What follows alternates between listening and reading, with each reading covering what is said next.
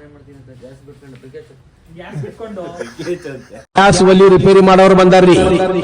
Car बंद है दर्शन क्या ओपन करना पड़ेगा पूरा बॉडी ಮಾಡಿ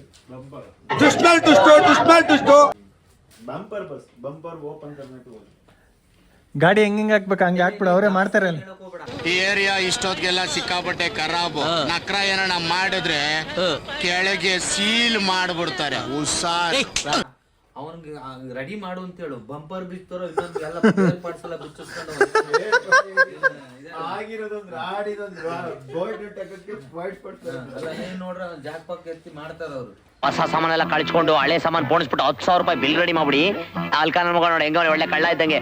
ನೀನು ಮೊದ್ಲೇ ಹೇಳ್ಬಿಟ್ಟು ಎಲ್ಲ ಬಿಚ್ಚಿಸ್ಬಿಟ್ಟು ಗಾಡಿ ಬಂದ್ ನೋಡು. ಇವತ್ತಿನ ಕತೆ ಕಳ್ದ